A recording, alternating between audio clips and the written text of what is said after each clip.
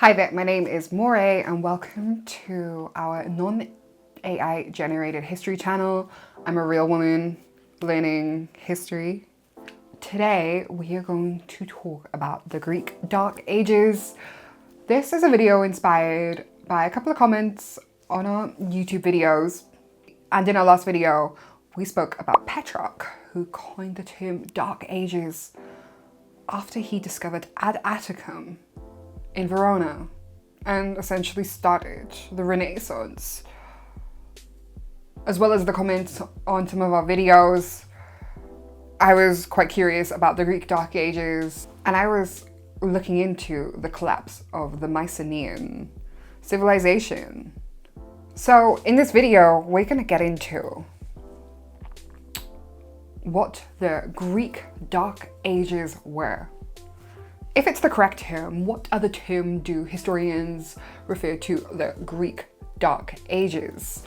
And how did the Mycenaeans' society collapse, but the birth of the Polis began? So let's talk about it. First of all, let's discuss, do historians call the Greek Dark Ages the Greek Dark Ages? Historians often call the Greek Dark Ages the early Iron Age. I also feel like regarding the Greek Dark Age or the early Iron Age in Greece, it's not really a dark time, it's more of a transitional time. But the lack of information that we have, it makes it darker. It is really annoying for historians, this kind of piece of history. Written word is neglected, there's hardly any archaeology to look back on, and it's the collapse of the Wanax systems that created the birth of the Polis, and therefore the democratic institutions that the Romans copied, and so did we. So Petrarch coined the term the Dark Ages when he referred to the medieval period in the Western world, because he claimed that without classical literature, it was a dark time for the West.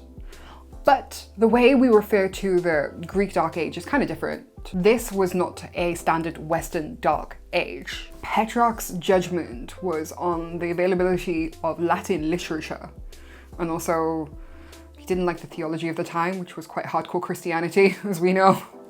For Petrarch, Latin literature was the light. And what era he was in was a dense gloom. The light of antiquity to him was everything. Unlike Petrarch's version of a dark age, there is no written word during the Greek Dark Ages or much archaeological evidence.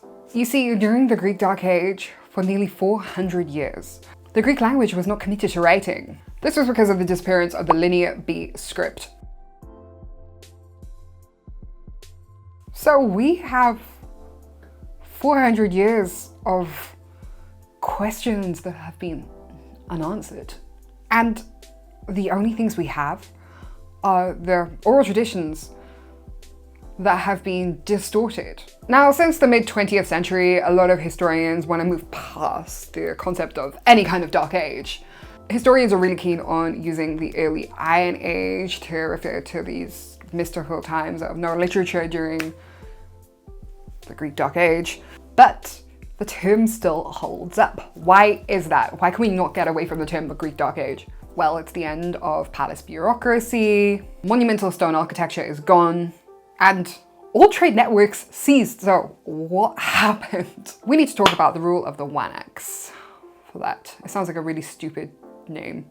So what happened? That's maybe what our title can be. Well, the Mycenaean civilization were really complicated. This is a society defined by massive citadel centers, such as Mycenae, Polis, Tiryns, and Thebes. And these palaces were economic centers. They weren't just palaces. Let's talk about the Wanax and the social hierarchy of the time. At the peak of the Mycenaean society stood the Wanax. We got this term from Linear B. The Wanax was a supreme monarch who was not only the religious lead, but the monarch. And their power was absolute and supported by a layered bureaucracy of officials.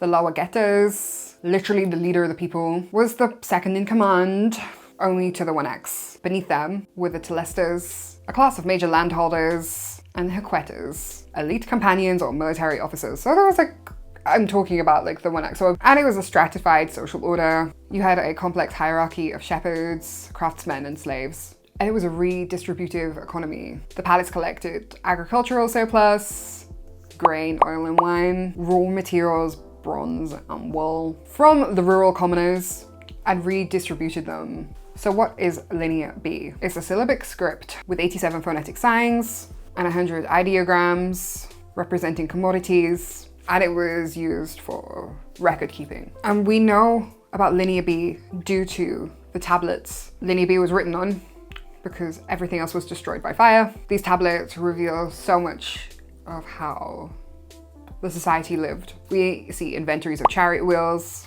lists of bronze smiths, and records of grain rations for female textile workers. And Linear B was seen as something quite elite. Literacy was reduced to a few scribes at each palace. It wasn't a common thing, literacy. And Linear B wasn't a suitable script itself for things like literature or personal expression. You couldn't tweet in it, for example. And Linear B was used for palace management. But without palaces and the collapse of civilization, Linear B couldn't survive. But why did the Mycenaeans not survive? Well, the Mycenaean world went through quite a hard time. Welcome to the age of calamities. I think that's what I need to call my life right now, the age of calamities.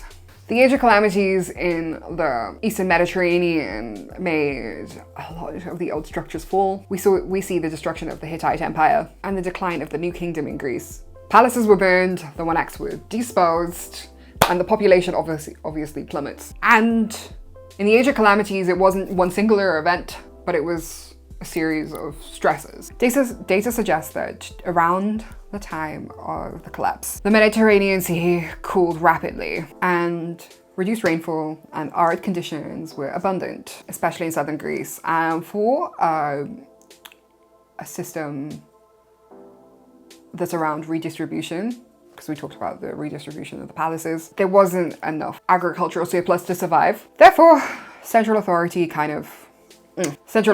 weakens and social tensions, they just rise. The extreme concentration of wealth in a small elite made conditions a bit spicy. It made the system brittle. Some historians say that the destruction layers of the palaces suggest that a revolt took place. We also see this period that's associated with the Sea Peoples. The Sea Peoples. Groups of maritime raiders who disrupted trade and attacked trading routes. Pirates, yeah. Before Disney could commodify them and put them in Pirates of the Caribbean. Greek tradition talks about the Dorian invasion, migration of Greek speakers from the north who settled in Peloponnese. And yeah, it's debated on how the collapse of the Mycenaeans happened, but the most common conclusion is social revolt, right? And we see this because the office of the Wenax, the leader, went.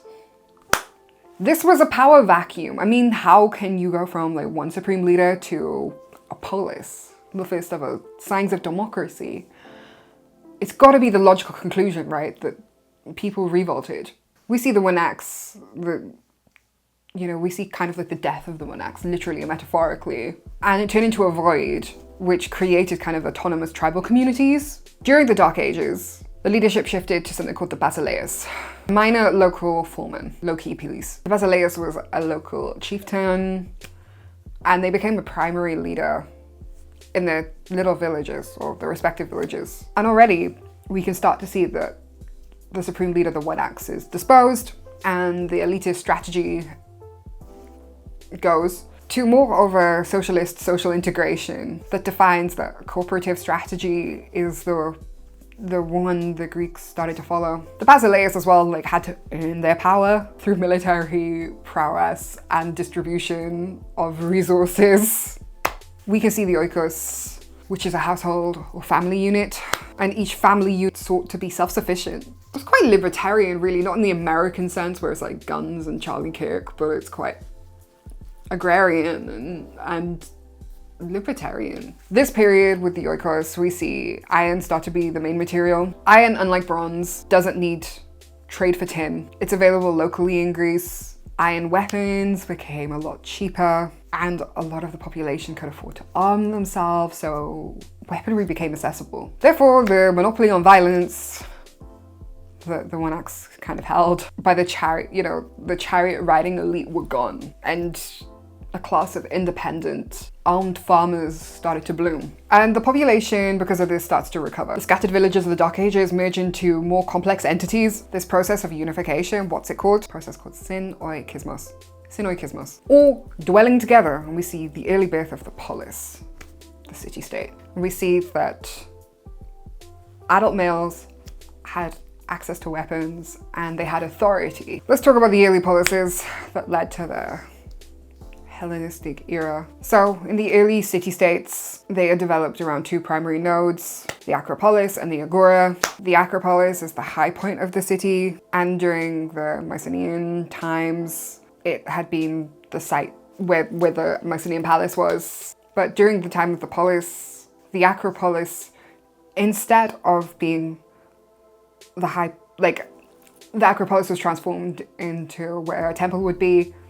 So basically they removed, putting the bougie part where the humans were, putting it where somewhere divine would. Like there was no, it got more socialist because they started idolizing a leader and more of a divine god. Does that, the removal, the transition from palace to temple signified the removal of the human ruler to a divine presence, and putting a divine presence there favored the entire community. And whilst the Acropolis was for the gods, the Agora was for the humans. Located on flat ground below the citadel, the Agora was a marketplace, center for political assemblies, and a venue for legal proceedings. Was the physical manifestation of isomania. Oh, that was a hard word. Isonomia was a level space where citizens could meet as equals. And the early polis kind of architecture was quite humble. The Greek Dark Ages were like